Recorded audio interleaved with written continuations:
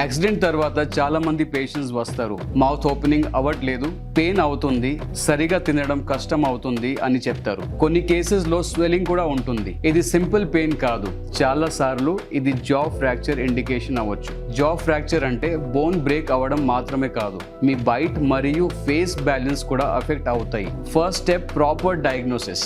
మనం ఎక్స్రే మరియు CT scan చేసి ఫ్రాక్చర్ ఎగ్జాక్ట్ గా ఎక్కడ ఉందో, ఎంత సివియర్ ఉందో చూస్తాము. ఎందుకంటే లొకేషన్ బట్టి ట్రీట్మెంట్ మారిపోతుంది. ఫ్రాక్చర్ చిన్నగా ఉంటే వైర్స్ యూజ్ చేసి జాని స్టేబుల్ గా పెట్టొచ్చు. టీత్ సపోర్ట్ తో బోన్ కి రెస్ట్ ఇవ్వాలి. కొన్ని రోజులు లిక్విడ్ డైట్ ఫాలో అవ్వాలి, అప్పుడు బోన్ న్యాచురల్ గా హీల్ అవుతుంది. ఫ్రాక్చర్ సివియర్ గా ఉంటే సర్జరీ అవసరం పడుతుంది. లోపల నుండి titanium plates and screws use చేసి బోన్ ని ఎగ్జాక్ట్ పొజిషన్ లో ఫిక్స్ చేస్తాము. ఇది చాలా ప్రిసైజ్ ప్రొసీజర్. ఇంపార్టెంట్ పాయింట్ ఏంటి అంటే కట్స్ అన్ని మౌత్ లోపల చేస్తాము కాబట్టి బయట ఫేస్ మీద విజిబుల్ స్కార్స్ ఉండవు. ఇనీషియల్గా కొన్ని రోజులు స్వెల్లింగ్ ఉంటుంది, కానీ గ్రాడ్యువల్లీ తగ్గిపోతుంది. 6 to 8 వీక్స్లో మీరు నార్మల్గా మాట్లాడొచ్చు, తినొచ్చు. కరెక్ట్ ట్రీట్మెంట్ వల్ల ఫేస్ షేప్ మరియు బైట్ మళ్ళీ నార్మల్కి వస్తాయి. కానీ డిలే చేస్తే బోన్ రాంగ్ పొజిషన్లో హీల్ అవ్వచ్చు. అప్పుడు బైట్ ప్రాబ్లం, ఫేషియల్ ఏసిమెట్రీ ప్రాబ్లం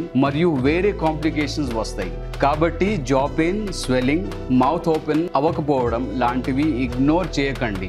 ఎర్లీగా కన్సల్ట్ చేస్తే ట్రీట్మెంట్ ఈజీగా ఉంటుంది. ఇలాంటి రియల్ ఎక్స్ప్లెనేషన్స్ కోసం ఛానల్ని సబ్స్క్రైబ్ చేయండి, ఇంకా బెల్ ఐకాన్ని ప్రెస్ చేయండి.